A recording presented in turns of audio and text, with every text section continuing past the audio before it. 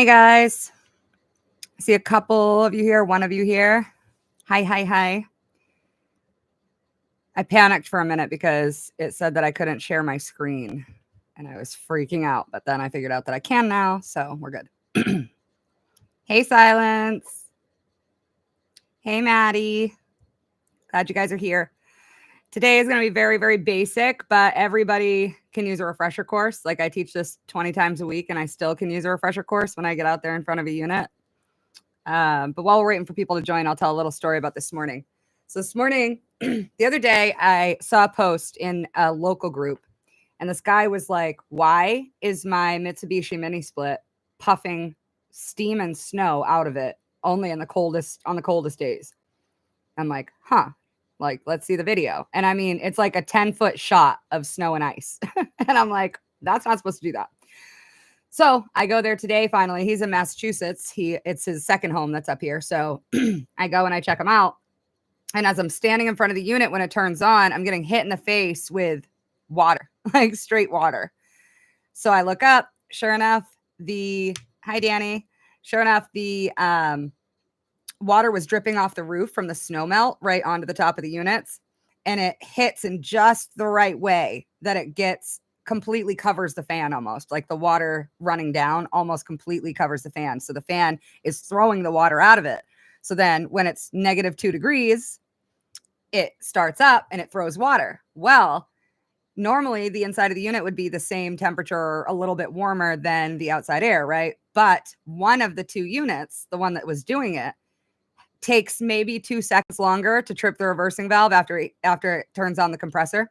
So there's just a little bit more heat when the reversing valve trips and the fan comes on, and it's what's causing it to blow snow literally out of the unit. So it took me about 5 minutes to figure it out, but it was a cool one that I've never seen before. And it's cool because when it happens, it looks like it's smoking almost. It's awesome. All right, we've got a few of you. We'll probably wait another couple minutes.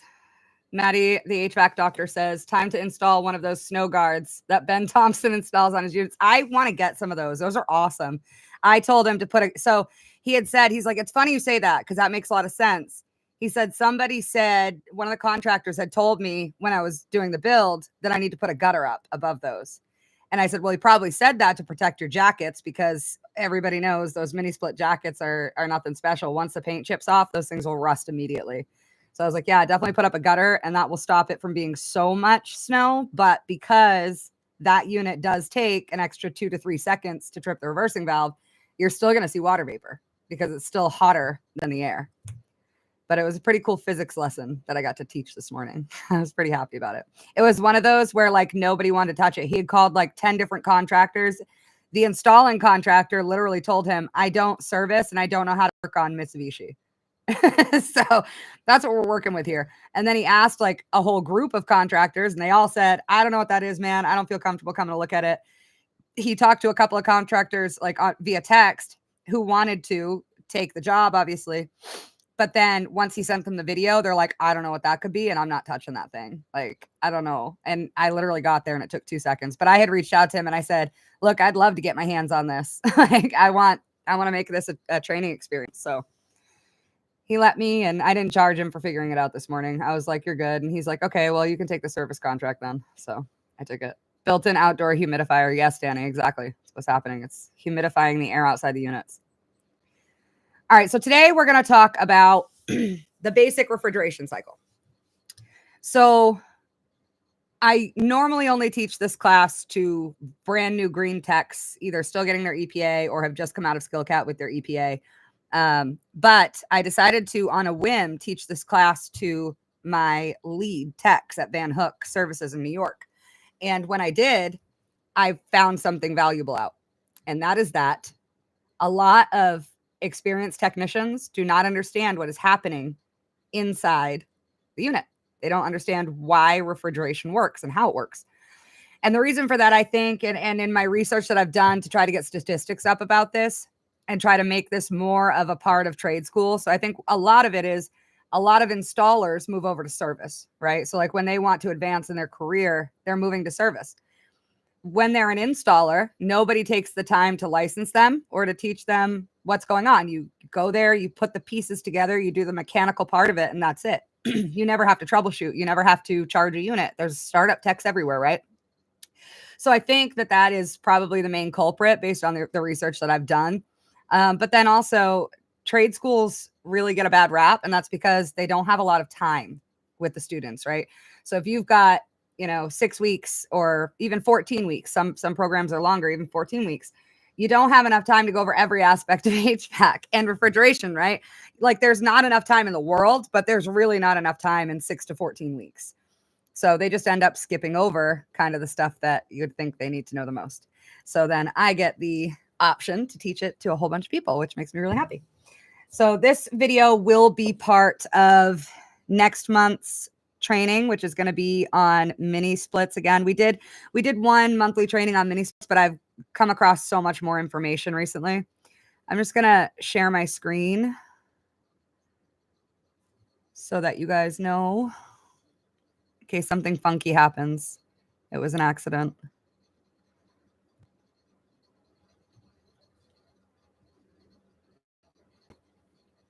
Can you guys see my screen? Oh, I can see it. I like YouTube. I can see my own screen. All right, I'm going to put this in presenter mode and I'm going to go for it as people join. That's fine. If you guys have questions, put them in the comments. I will try to get to them. Danny is in the comments under the coalition page as well. So Danny, if you can just kind of try to make sure I see them eventually. Doesn't have to be right when they post them, but eventually. Mine was 14 months and they never, yeah, exactly. Even the 2-year programs just don't do it. All right. So I named this refrigeration theory. Essentially, that's what it is, right? It's not a theory, but it is a non-mechanical thing to learn. So that we call anything that you're not doing with your hands, any of the booky stuff, we call that theory. So this is refrigeration theory. So the 4 main components of the refrigeration cycle. These are the main components. They're not all of the components, obviously. So we call the 4 main components the compressor, the condenser, the metering device, and the evaporator. There is a 5th one that only technicians call the 5th major component, and I will get to asking you guys what you think that is. And if you do know, put it in the chat. But these are the 4 main components. So you have your compressor, which compresses the vapor, right?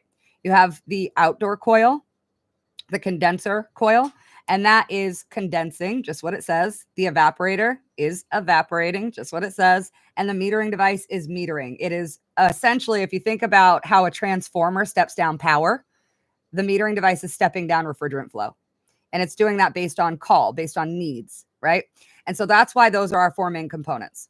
And later in this presentation, you will see other stuff. It might actually be the next slide. I don't honestly remember. But these are the 4 main components. So the refrigeration cycle itself needs all 4 of those components. And this is an awesome resource that I was given by AC Service Tech, Mr. Craig Migliaccio. He's one of our awesome supporters and sponsors. He gives us so much material. But I think this is the best, most comprehensive graphic I've seen of the refrigeration cycle. And that's because it includes fans. So even though they're not major components, the fans are very important in cooling and heating. Period. We can't, we have overheating compressors without fans. We have no ability to move air through the ductwork or into the space without fans. There's so much. And then also he put the service valve on here and he put the filter dryer on here. So if you can tell me actually we'll do this. So filter dryers are needed on this particular system, but they're not needed on a different type of system. And that's a mini split. Mini splits do not have filter dryers. If you know why, put it in the chat and I'll read it out loud when I get to it. But there is a reason, a good reason.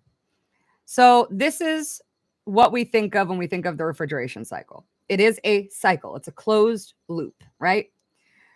So it doesn't matter where you start. There is no first place to start necessarily. Anywhere you start, if you're learning about this or teaching about this, you're going to end up in the same place.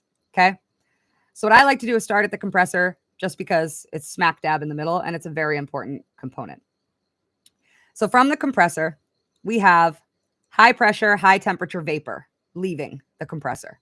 And that's because the compressor has just compressed the cooler vapor and made it high pressure and high temperature. And so it's coming out of that into the condenser coil as a high pressure, high temperature vapor. And about halfway through the condenser coil, if the charge is correct, so when the charge isn't correct, sometimes this happens up here, sometimes it happens down here, and that's when we get into reading our gauges, and I will talk to you guys about that after as well.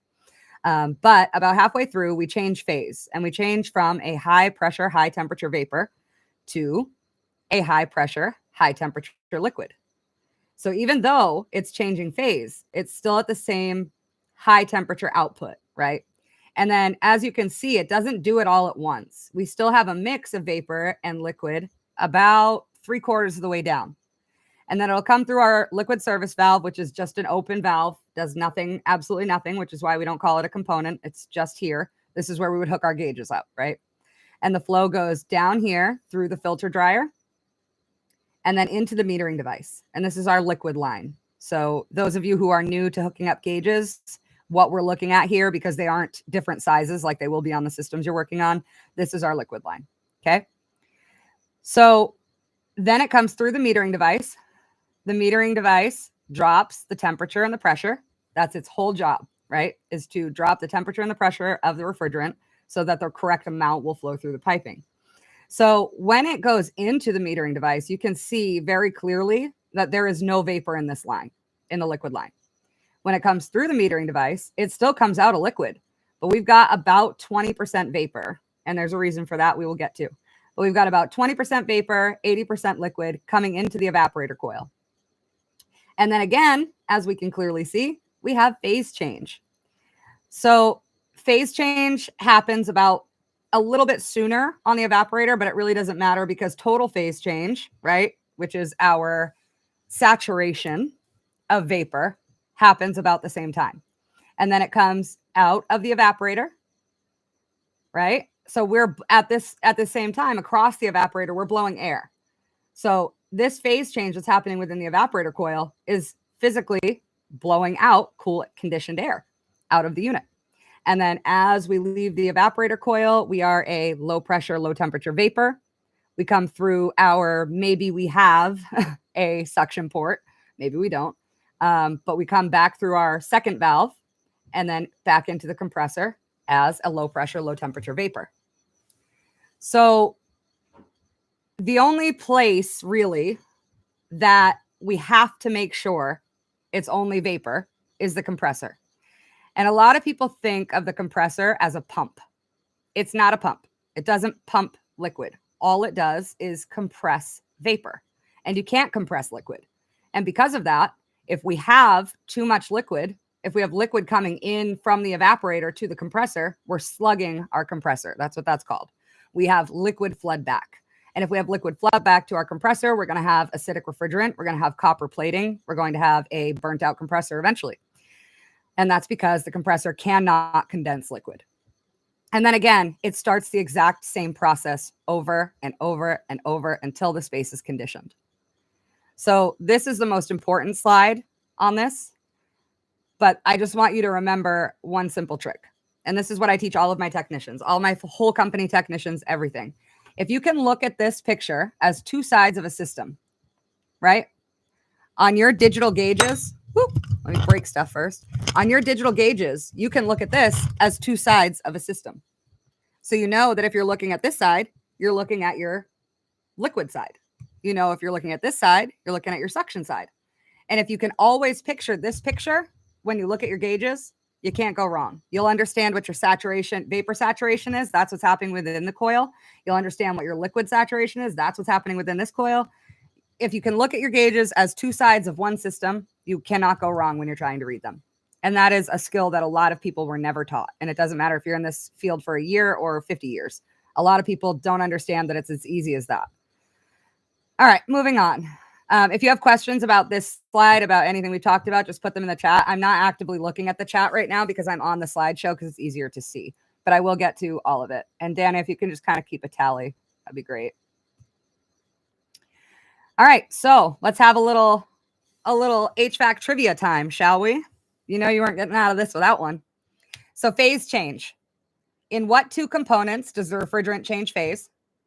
You can put them in the chat. What does the compressor change about the refrigerant? And what is the job of the metering device? Those are the questions I want you to ask. You should be able to answer all of them now based on the last slide. So I'm going to tell you the answers just because I'm not in the chat right now, but go ahead and put them in the chat because I am going to screenshot this chat for our students. It's good to know what all kinds of technicians think about when they're thinking about this process. So in the two components in which the refrigerant changes phase is the two coils, the evaporator coil and the condenser coil. And then the compressor changes the temperature and the pressure. Well, no, it's still high pressure either way. So it changes the temperature, but it does not change the phase of the refrigerant. It's a vapor on both sides, coming in, within, and then without. It's always a vapor, or it should be. If it's not a vapor, you have something wrong. Usually refrigerant charge or a restriction. And then what is the job of the metering device? It's to lower the pressure and lower the temperature to ensure that the other side of the system is getting the correct refrigerant flow. That's its job. All right. So we talked about the four main components, but there are other components because HVAC is not singular, right? We have all kinds of different types of machinery that are utilizing the same process, and they're doing it the same way, but sometimes they need a little bit of extra help to do that. So we'll talk about heat pumps first. When we have a heat pump, we have that same refrigeration cycle going around and around. But when it comes to the reversing valve and the thermostat tells the reversing valve to switch into heat from cooling, it reverses that cycle. So it's sending that same cycle backwards. So it will be equal and opposite of everything I just taught you in heating mode. In order to do that, we have to add a component, right? So in this case, heat pumps have to have 5 major components because one of those is the reversing valve. In a straight cool air conditioner, you will not have a reversing valve and it stays the 4 main components plus 1, which we'll talk about. So in this reversing valve, basically, this is going to be the first component your refrigerant comes to. It's going to either flow through the reversing valve or it's going to deadhead in this valve body and it's going to be sent the other way. Those are the 2 choices. Reversing valves only work this way or that way. That's it. You do have your electrical components that tell it what to do, how to move the valve body and such. But we're not teaching about reversing valves today. Someday we will. Maddie Waxer in the chat has so many good things about reversing valves that I've been sharing and will continue to share with you guys. And then the next component that we don't see on all HVAC equipment, but we do need on one type of HVAC equipment is a solenoid valve, a liquid line solenoid. So in refrigeration equipment, when the system is off, refrigerant is cold, right? So if your evaporator is in a -20 cold room, okay, just for instance, when that refrigerant sits in the indoor unit, in the evaporator, it's going to freeze because it's stagnant, it's not moving, and it's so cold. In that case, we need to have a liquid line solenoid to cut off the flow of refrigerant to the evaporator coil when our system is not in use. So this solenoid, a lot of people pronounce it solenoid, but I'm from Maine, so I say solenoid. It's just a thing. Doesn't matter how you say it. It still does the same thing. This solenoid tells the piping, basically, to cut off flow of refrigerant. So you can open this with a magnet. You can close it, whatever you're doing. You can use a magnet to open and close this manually, but it is told electronically to open or close when it needs to. So when it needs to empty out the evaporator coil, it just closes off the flow of refrigerant to the inside evaporator and keeps it in the outdoor coil. Okay. And in the line set too, like it can be in the line set. It doesn't hurt anything if some refrigerant sitting in the line set, as long as it's not in the cold room, right? So that's what that's for. You will only see this in refrigeration, and you'll see really, really big ones in a lot of industrial equipment. But we're talking about, standard residential, small commercial today, just because I don't want to confuse anybody. But if you do see a liquid line solenoid, just know that you're working on refrigeration equipment and that you need to look at your numbers on your gauges as if you have a liquid line solenoid, because I have had so many calls to tech support for HVAC techs not knowing refrigeration. And they're like, somehow my evaporator's empty. I'm like, go check your solenoid. All right, moving on. We have Nicolas Cage here to teach us about nice cold AC. All right. What I'm going to do here is I'm just going to kind of go over what we've learned in this slide deck, and then I'm going to switch it so that we're not just doing a presentation. I'm going to switch it to the stuff behind me and try to teach you a little bit more hands-on. It's just a better way for techs to understand what I'm talking about. So Nick Cage's nice cold AC. That's because of a lot of things, okay? ACs cool a room by removing heat and releasing it outside. So I'm going to go over this in our second half of this live, but it's important to know that what your refrigeration cycle is doing is it is giving a cooler substance that can grab the heat and it can travel that heat through its pipes, and then it can blow it out of the outdoor unit into the atmosphere so that that heat isn't staying in the room and causing humidity while we cool it. So we remove the heat, we don't add cold. And yes, we do blow in cooler supplied air than the room ambient temperature, but we're not actually just blowing cold air into a room to cool it. We're removing the heat from it. Heat pumps reverse flow of refrigerant to provide heat using the reversing valve. Again, it's the exact same process as we have in cooling as what I just showed you. It's just equal and opposite. It just turns the flow of refrigerant the other way so that we can provide heat instead of cooling. It basically turns the evaporator into the condenser and the condenser into the evaporator, if you can think of it that way. Refrigeration equipment typically uses the pump down method using a liquid line solenoid. We just talked about that, pretty straightforward. The compressor only ever sees vapor refrigerant. This is the most important thing I can teach you as an HVAC tech. If you know how to read your gauges and you're seeing liquid refrigerant in too far up your evaporator or in your compressor, you have either an overcharge or a major restriction. You need to deal with that problem before you can continue to run that unit, because it will kill your compressor. And we'll talk about that too. I've got some compressors here that I'll show you. Pressures aren't everything. This is huge, you guys. Those of you who are already technicians or who are kind of more advanced technicians, a lot of the time when I get on the tech support line is I get a guy or a girl on the other end that says, okay, I'm working on a Goodman AC and my low side pressure is 122 and my high side pressure is 295. And I say, I don't care. That means nothing to me. Absolutely nothing, especially if there's a TXV, right? Especially if even if it's refrigerant or refrigeration, then we have, head pressure controls. I don't care about your pressures at all. When you call me, what I need you to have is the temperatures throughout your system, because that saturated temperature we talked about on both sides, all of these line temperatures that we need, your supply and return temperatures, your ambient temperatures, these are all what make every single bit of my diagnosis proven. I can't prove anything with your pressures, but I can prove everything with your temperatures. So always remember that pressures aren't everything. They are there. And for a very long time, they were all we had. And we did our best and we did what we could. But we are in a world of technology where we no longer have to rely on pressures. Okay. System temperatures are needed in any troubleshooting scenario and must be measured. If you have analog gauges and all they're telling you is the pressures, you need to have ways to gauge your temperature. You need to have thermistors that you can, tape to the lines, or you need to have psychrometers for the air. You need to have temp probes, whatever kind of way you like to use. You need to be able to measure those temperatures because they are so, so important to diagnosis. All right. So I am going to stop sharing. Thank you, Val. You guys just witnessed my coffee delivery. All right, I'm just going to browse through the chat really quick. Hey, Mike. Hey, Enormous. Hey, everybody who popped in. Glad you're here. So yes, HVAC doctor, just moving BTUs. Either we're moving them one way or we're moving them the other way. And yes, you can hear the liquid set. So let's talk about that real quick. I teach a lot about non-invasive system testing. Okay. And I just did an HVAC know-it-all article about it. I just had a conversation with Jim Bergman of Measure Quick about it. I just taught Van Hook their entire class and their owners about it because their owners weren't understanding NIST very well. But non-invasive system testing is basically using our senses, our God-given senses, to first diagnose without hooking up gauges. So we should only be hooking up gauges twice in a system's life. And I know that's insane, especially to those of you who have, been here for a long time and you've learned from a lead who just hooked up gauges on every, maintenance visit or every service call. It's understandable why, but now we know better. So because we know better, we have to go back to the old way. And the old way is just your eyes, your ears, your nose, all these things. Okay. Your touch. If I touch this compressor, you guys, oh yeah, you can see this one.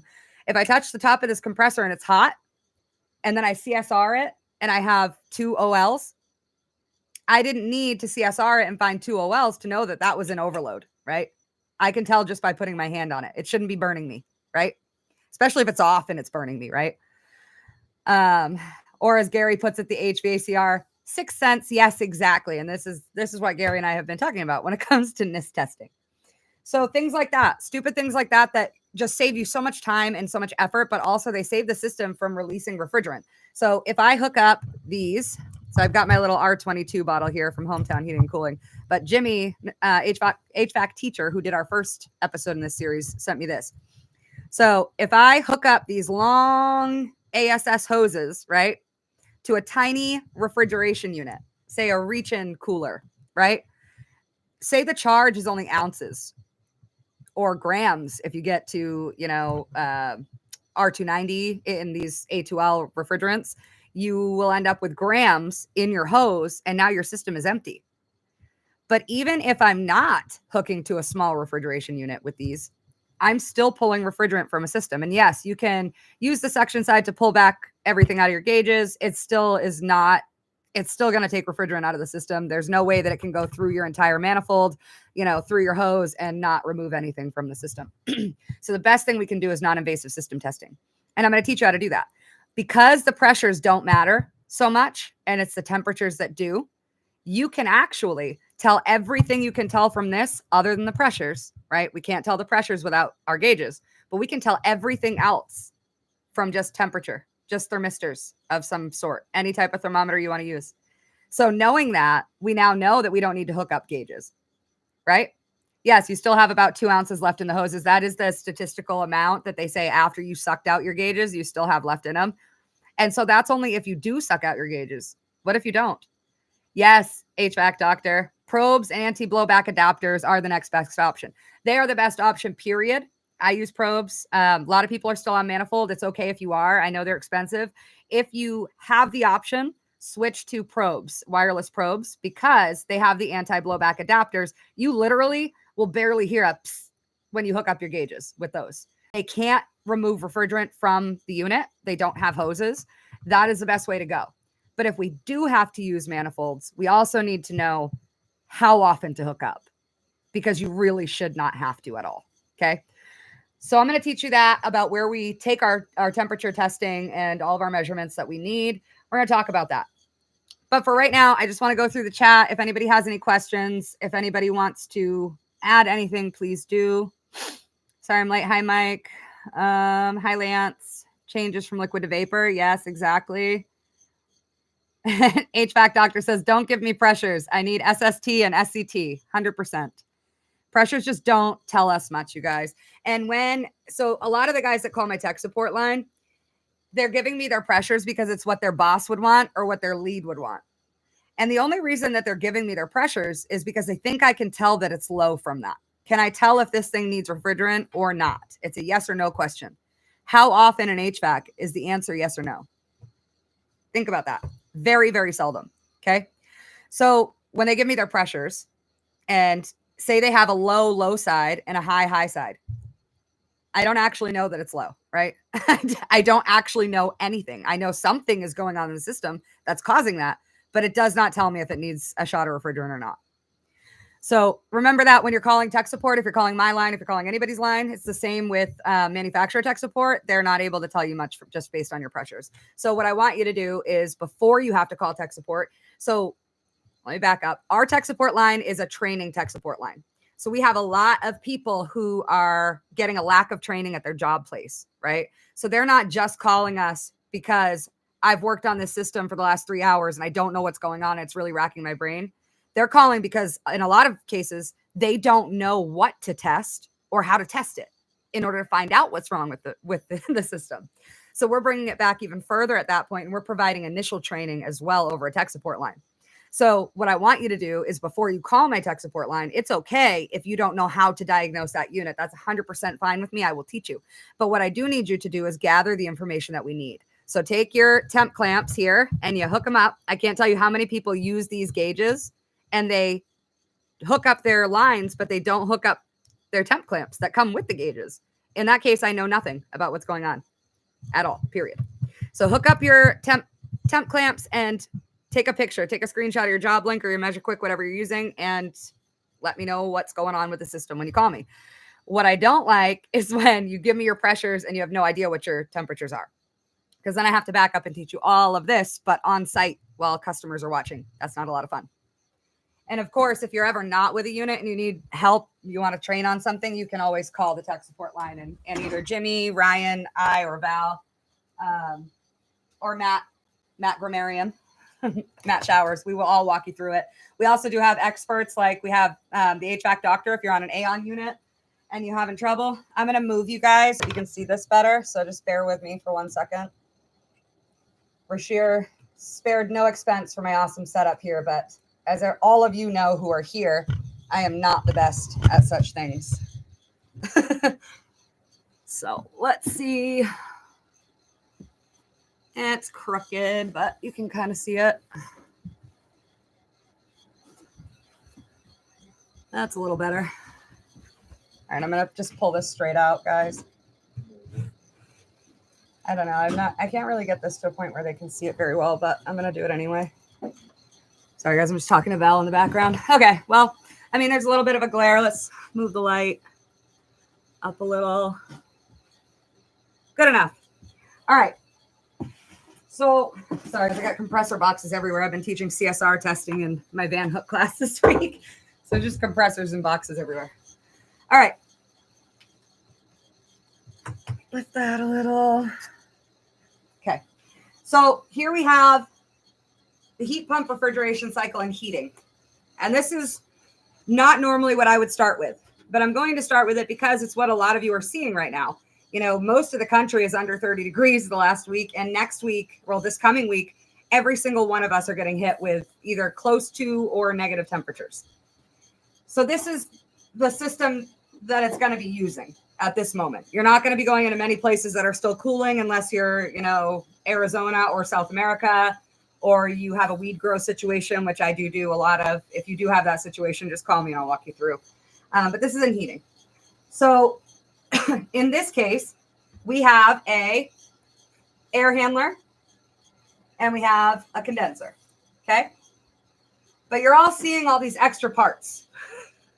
I thought there were 4 to 5 main components. You know, it's the heat pump, so it should be 5 main components and that's it. Yes, in order to cycle the refrigerant, that's what we need. But we need a whole lot more to cool or heat, and in this case, heat. So what's happening here is we're going to start at the compressor again, but in heating mode, okay?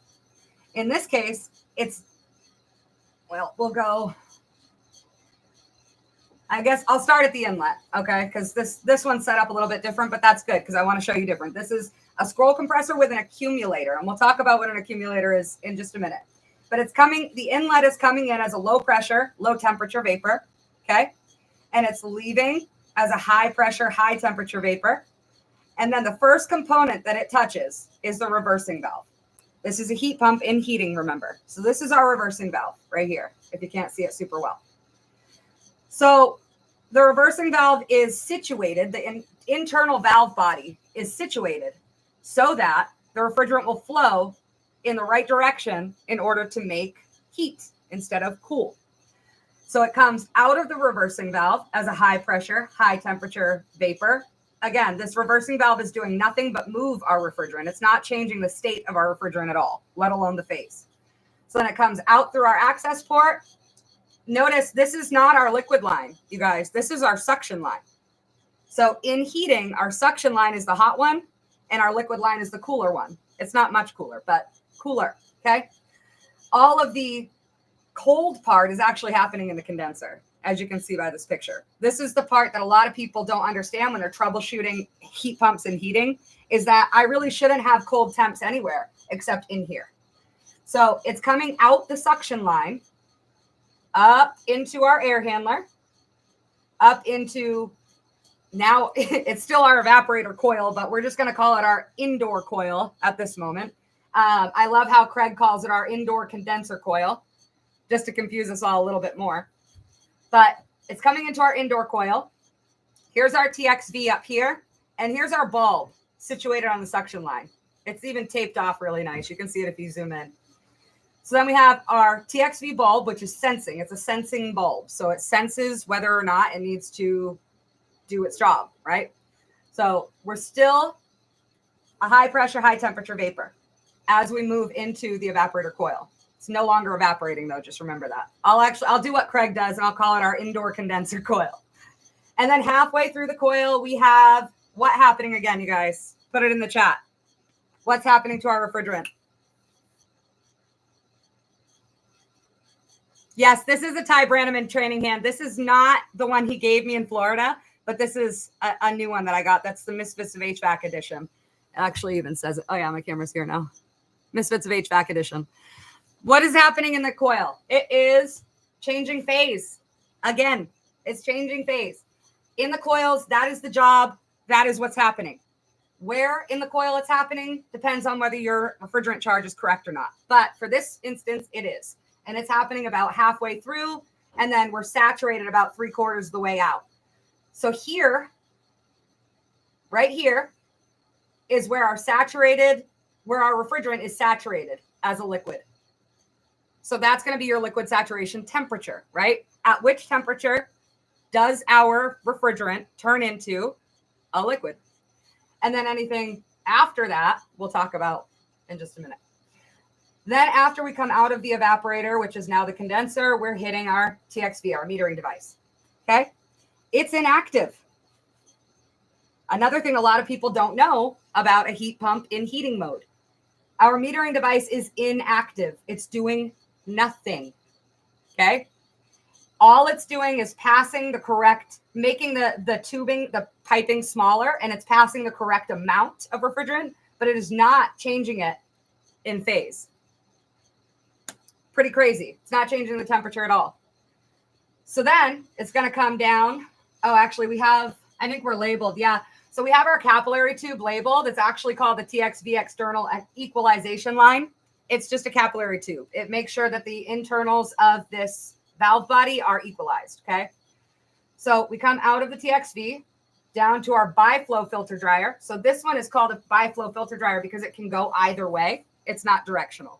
And those do exist. Most of the time we see directional ones.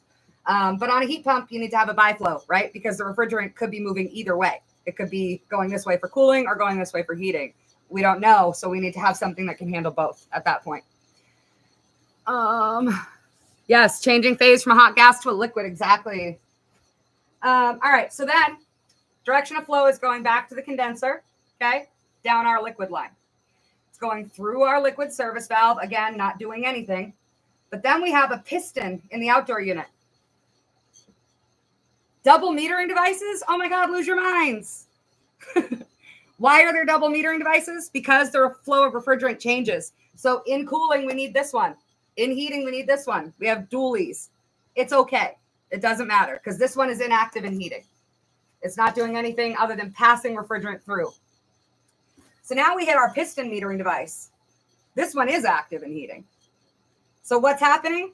It's coming through as a high pressure, high temperature liquid, and it's leaving as a low pressure, low temperature liquid. Okay? And then again, we have our 20% vapor, which we don't have on the incoming side. We have our 20% vapor, 80% liquid mix, or we should if it's working properly.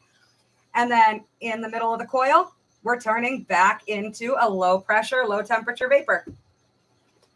So this is our discharge line here out of the compressor. This is what is providing our refrigerant, right, after compression. But over here, we have the inlet not going directly to the compressor. What? How is it not going directly to the compressor? I'll tell you why. Because instead, it comes as a low pressure, low temperature liquid back up through our reversing valve, which these are not active either. So these two ports on the reversing valve at that point are not active. They are just passing refrigerant through in vapor form into our accumulator. In the accumulator, what happens? Think of it as a storage tank, okay? It's an awful example, but think of it as a storage tank because essentially that's what's happening here. And the reason that you can sometimes get away with overcharging units and you sometimes don't know is usually because they have an accumulator. It will hide your overcharge for you. So what happens is it comes your low pressure, low temperature vapor comes into it. It mixes with whatever liquid refrigerant is in the system. Any liquid refrigerant that is still in liquid form at this point in the cycle is then held in the accumulator. All it does is pass through. So our low pressure, low temperature vapor passes through the accumulator and the liquid because molecules mix, right? It doesn't grab any liquid and carry it. It doesn't turn into liquid. It passes through the liquid in our accumulator and then comes back into our compressor. And the accumulator makes sure that when it comes into our compressor, it's a low pressure, low temperature vapor. The only exception is when this liquid is all the way up here. If we have a severe overcharge, our accumulator can't help us. So it's going to, for that added low temperature, low pressure vapor, adding to the accumulator is going to force liquid up out of our line. And look how close that is to the compressor. Not a lot of place for that liquid refrigerant, if this were full, when it comes out to vaporize before it hits the compressor, right? So now we have liquid flood back again. In normal circumstances, that does not happen. We have the correct amount of liquid in our accumulator. Our low pressure, low temperature vapor just comes up out and it passes back into the compressor and starts that cycle over again. And then when it comes out of the compressor has compressed it, right? Using our scroll technology, it has compressed that low temperature, low pressure vapor, and then it has brought it back out of the compressor as a high pressure, high temperature vapor, moving again through the condenser as a vapor until we hit the indoor condenser coil now, which turns it to a liquid. So interesting things about this setup. And I have 5 different ones of these, and we'll do some more, obviously. But for this one, we're going to only use this one. The cool thing about this setup is that in very few places is our refrigerant in liquid form, right? So when we just looked at the diagram of the refrigeration cycle itself, we see pretty much half of the time we're in liquid form. That's not the case under real world application. So in units, that is the refrigeration cycle, and that's how it's meant to work on that slide we looked at. But in real world application, in a unit, it has so much more going on. So in heating mode, we're almost always in a high pressure, high temperature vapor. If we're not, we're in a high pressure, high temperature liquid for a little while, just passing back into the condenser. And then right after that, we're only a low temperature, low pressure liquid for a minute, maybe less than 60 seconds before we re-vaporize into a low pressure, low temperature vapor. So that's an interesting thing to think about too. When you are looking at your gauges, okay, and you're looking at this as 2 halves of a system, how do we tell in heating mode? So we know, say you know that in cooling mode, you should have a 40-degree evaporator saturation temperature. So that'll be over here now. It's in here in cooling mode, obviously, but for this purpose, say this is our evaporator coil, okay? So we know that the time at which it changes state, our refrigerant changes state, which is saturation, is 40 degrees. And that anything after that is something else, which we'll talk about in a minute. But we know that 40 degrees is what our saturation should be at for our evaporator coil. How do we know for heating? If we're in a high pressure, high temperature vapor for almost all of it, and the only time we're really in liquid form is as a hot liquid, how can we tell? The answer is we can't. We can't. We can tell very, very little using our typical methods about what's going on in the refrigerant in heating mode. Very little. So when you call and you're working on, say, especially a mini split, and you call me and you say, oh, I've got my gauges hooked up to this mini split and it's doing all kinds of crazy things and I don't know what's going on, I'm going to say, get your gauges off of it. You can't tell anything from those gauges in heating mode. Everything is out of whack. You don't have specific temperatures. The other thing is hot vapor. When it continues to get hot, it stays vapor no matter what. So it's the same with steam. We'll use steam as an example, okay? If steam is steam, so it's saturated, right? It's a saturated vapor, and it gets hotter, it's still a steam. So your steam can be several different temperatures. In this, we have a high pressure, high temperature vapor, i.e., same type of thing as steam, right? As it vaporizes more, it's not going to like turn into a liquid. It's not going to turn into a solid unless it's at triple point. Then it will do both of those things. but in the system, it will never reach triple point. It only does that really in the can. We'll talk about that later. But what's going to happen is you're going to read all these temperatures that are all really, really hot everywhere. So when somebody calls me and they have their gauges hooked to a heat pump in heating mode, and they say, I have a hot evaporator and a hot condenser, something's wrong. And then I remember that I saw this. And I know that several places where you could put your temperature clamps, you're going to read hot, right? But you wouldn't if the cycle were reversed. So instead, what we need to do is put that energy into getting it into a forced cooling mode if we can, and reading temperatures that way. If not, we're on non-invasive system testing the whole time.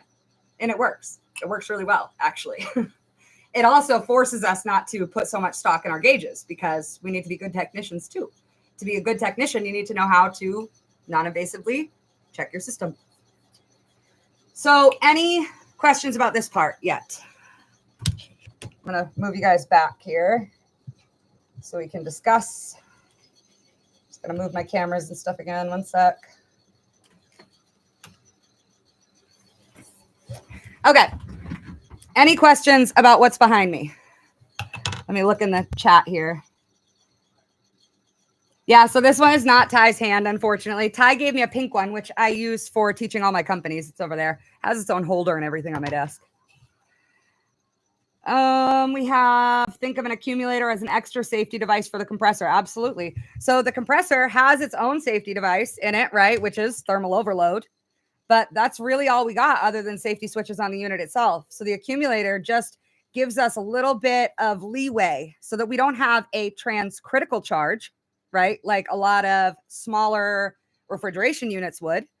We have a less critical charge, but we really still need to make sure that we're getting it as close as possible because there's nothing stopping that accumulator from filling, right? There's not a safety switch within the accumulator that's going to say, hey, we're almost full, like a float switch, right?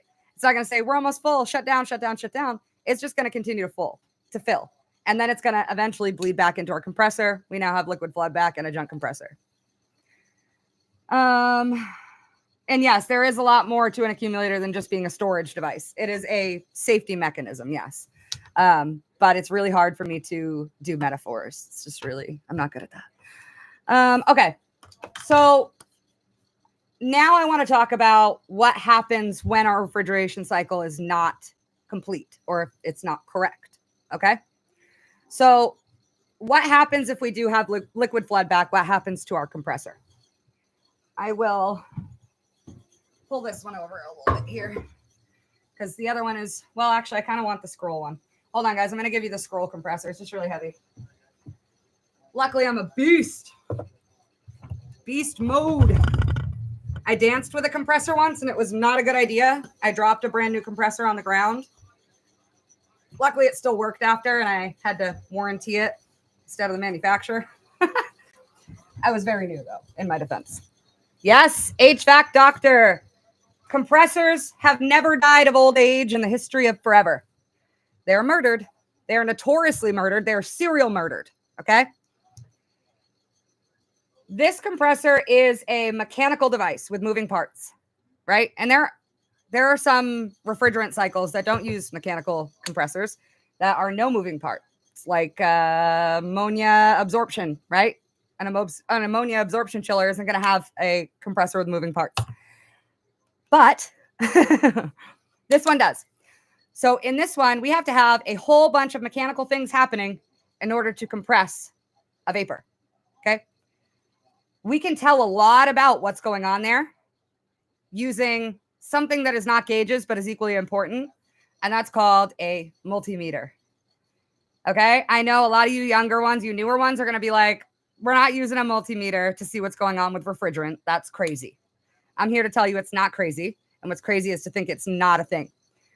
Hey, Val, can you grab my meter? Because I forgot I brought it back out in the truck when I was troubleshooting that mini split. Sorry, guys. It's usually right here because I've been teaching this all week. I am going to show you, but You need a meter to teach refrigerant. You don't need a meter to teach refrigerant, he says. Exactly. Val, the old head, says. So what's going on inside this compressor is, I would say, yes, Nick, Val is awesome.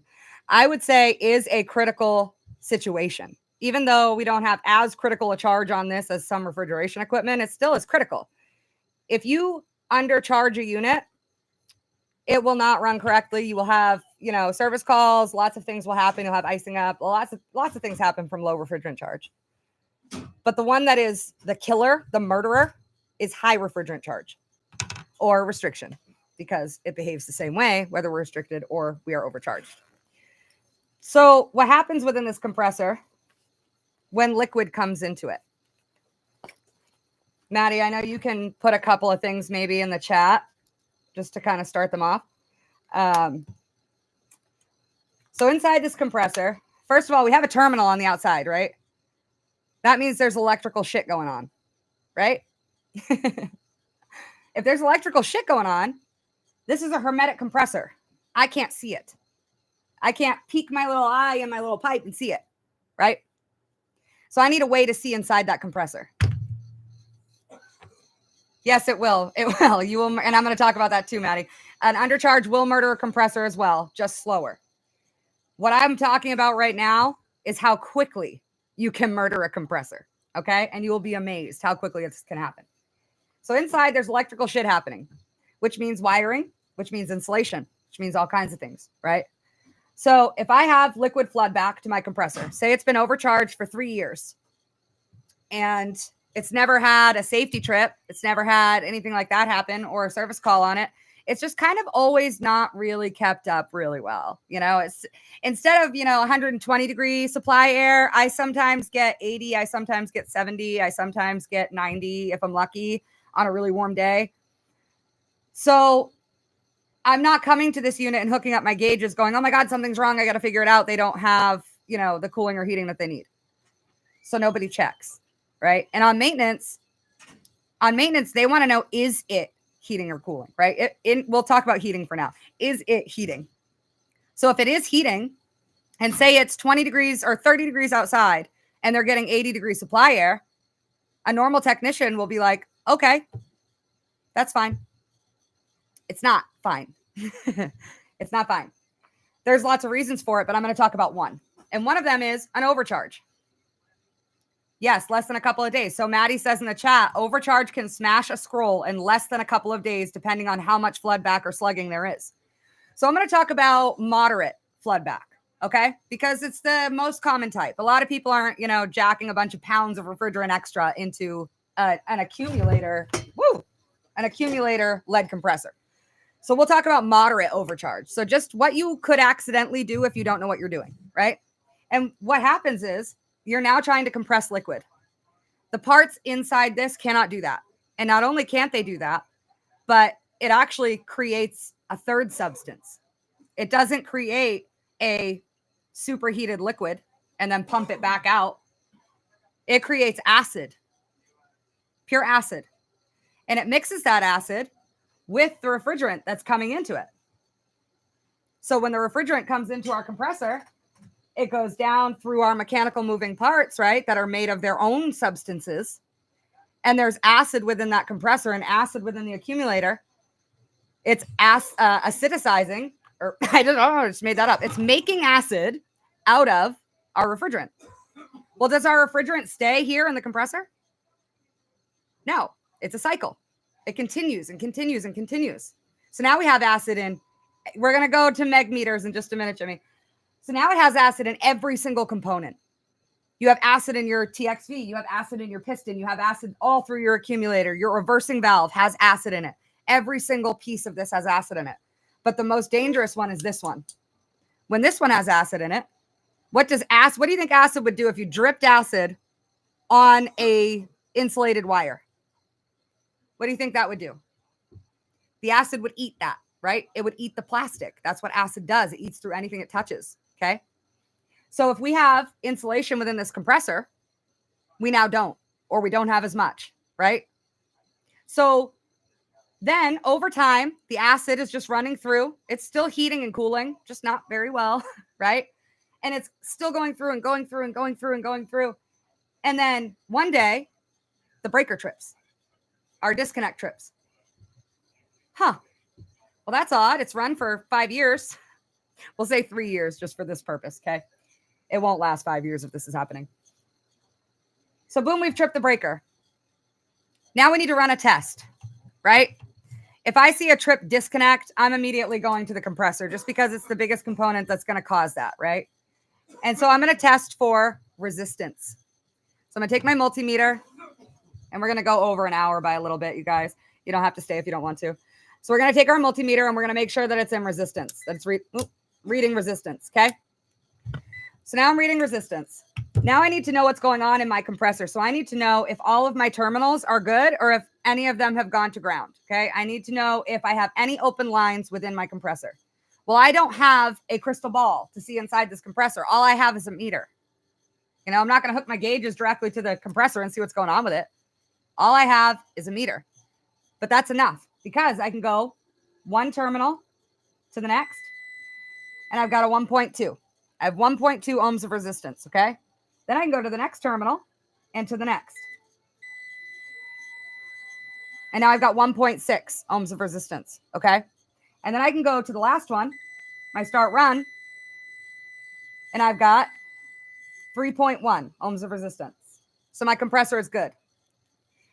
This means that, not necessarily that it's good, it means it hasn't shorted to ground. What this means is that I don't have an open wire in there that is, yes, your Copeland mobile app. Absolutely, you guys, go download that. If you don't have it, like, I don't even know how I lived as an HVAC technician without it for so long, but I really don't know how I lived without a trainer or being a trainer for so long without it. Go download that for sure. Moisture plus heat equals acid in the refrigeration system. Yes, and we're going to talk about moisture as well. And we're going to talk about where the acid came from, also where another place the acid can come from too. We're just talking about overcharge for now. So now we have acid in our system. We have done a CSR test, okay? Let's say it fails. Let's say one of these terminals is open. I get an OL on one terminal. My compressor is dead in the water. That's it. I cannot go any further troubleshooting the system because my compressor is junk. That's what tripped the breaker. Normally, there's signs of that, non-invasive signs of that. Normally, you'll see melting, charring. You'll have a smell like that terminal block had been melting at some point or had heated up too far, even if it didn't melt. There are so many signs of that are non-invasive and that we don't even need a meter for. But if you do have a melted terminal, you still need to CSR your compressor. If it goes to ground, that's it. We're dead in the water. But if I have two OLs, confusing. If I have two OLs and a 3.1, what? And I probably won't have a 3.1 in that situation, actually, but I'll have two OLs and a reading. Okay. That means I could have done this and told you what I needed to do. That means it's in temperature overload, thermal overload. If it's in thermal overload, I need to cool this baby down before I can do any more testing on it. But I know that it's protected itself from something, right? So if this goes into thermal overload, doesn't melt the compressor plug and trips the breaker, I know that something caused it to get that hot. And I need to dig further into that. Now, what about this? What about I have no OLs? But my numbers, so in CSR, your two smaller numbers I can never do them in the right order. Anyway, two of your terminals should equal up to your third terminal. You'll have a smallest, a little bit more, and then one that equals both. And that's because when we test our start run, we are testing all three terminals. We're testing all of our windings, okay? And so if I don't have any OLs, so I haven't gone to ground, but I don't have the right numbers across my terminals, that's a very good indicator that something else has happened. So acid, ruins our scrolls. It causes copper plating. It does all kinds of stuff, right? An overcharge, does. So now we have acid in our compressor, but I'm not necessarily failing CSR. I'm just not getting the correct numbers, right? Yes, start to run will always be the largest resistance on a single phase. And you guys, this entire testing method is only for single phase. So please remember that. Okay, so now I've gotten the wrong numbers. I don't know what's going on. This is crazy. This is nuts. This can't happen. It can happen. And when it does happen, you need to have a megometer. Indicates a part winding short. Yes.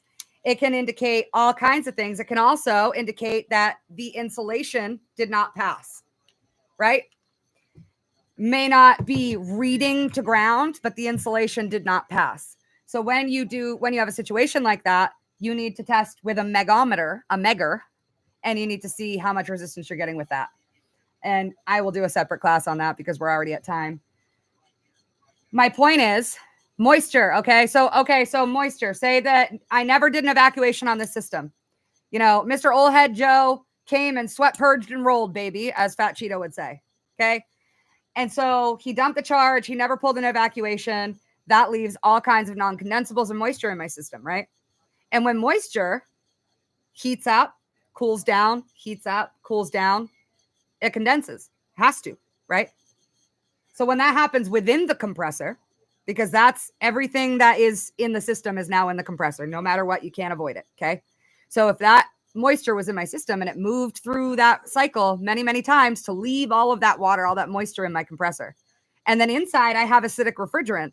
So the insulation is maybe off one little tiny piece of wire in there. And then that wire touches that drop of water that is condensed. What's going to happen? Boom. Burnout, completely done. CSR to ground, right?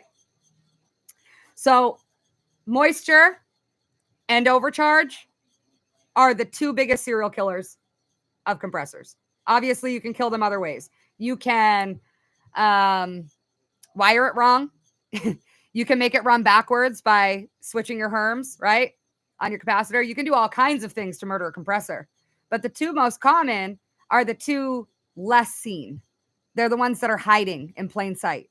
Overcharge and not a deep enough evacuation. And that is why now when we evacuate, so for the longest time, it was 500 microns and then decay test to 1,000, right? Now we're dropping that even lower because now we have the tools that can do better. So now we want to see 200 microns or less on our initial pull. You want it to decay only to 700. And then it doesn't matter if it holds under it or not. You want to break that. So then you break that pull with nitrogen and you do it again and you pull it back down. Well, now you've hit 100 microns faster than you hit 200 microns in the first time. What does that tell you? That your system was still not dry. So if you had let your refrigerant go, you still would have had moisture in your system, even though you pulled down to 2 microns. So now you're down to 100 microns on your second pull and it rises to 500 microns. You can send it. You'll probably be all right. Or you can do what every good technician should do, and you should break it again and do a triple evacuation. Because when we do a triple evacuation, we know for a fact that there is no moisture in here, or not measurable moisture anyway. And when we know for a fact that there's no moisture in here, we know we're not going to murder this compressor that way. And it's such an easy thing to do. It takes, now with a big blue hose and a good vacuum pump, a 10 CFM or an 8 CFM, it takes you 15 minutes. There's no reason not to do it. Okay. So that's all I have for today, you guys. I know I tend to go cray cray on you, but it's because there's so much information that I need to fit in such a short amount of time. If anybody has any questions, you know where to find me. You can reach out via social media. You can email me at jennifer@skillcatapp.com. You guys, it's not supposed to be easy. If it was easy, everybody would do it, right? We're HVAC techs. We're the king of the trades. And that's because we have to be electricians, plumbers, and HVAC techs all at the same time. Sometimes even drywall guys. Sometimes, you never know what we're going to be doing in this job. The important thing to remember is that it doesn't matter what system you're working on. If it's a refrigerant holding system, it works the same way. The refrigeration cycle is the same, no matter what. You may have different components peppered through it, but it's still doing the exact same thing. If you know it on one, you know it on another, and you know it on another. And if you know it on all three of those because you've done it, now you can teach it. Okay? If it was easy, it would be called plumbing. I was going to say if it was easy, we'd be called Sparkies. So yeah, but no, we have super respect for all tradesmen and women in this little niche of ours, right? The important thing to note is you guys have access to so many awesome tools, so much awesome technology. And the other thing is we've made this group over 1,000 strong without any trolls, without anybody being rude or chastising anyone. We've done this so we can help. So there is no reason with the live tech support line, with every person in the group being so awesome and wanting to help.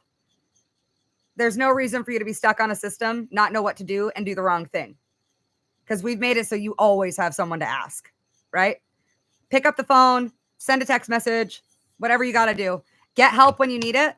And make sure you come to all of our live trainings because we are doing classes on things you really need to know to be a technician. If you haven't watched it yet, go back and watch Jimmy's first episode of this live training series. We do have I think we've done 2 of these. So we have roughly 12 episodes from last year and the year before that I will add to the YouTube channel as soon as I get a chance after event season. But yeah, just make sure you're taking these trainings. It's only an hour of your time and you can ask all the questions that you want during that hour as well. So be here or be square. I will see you guys next time. Thank you all for coming.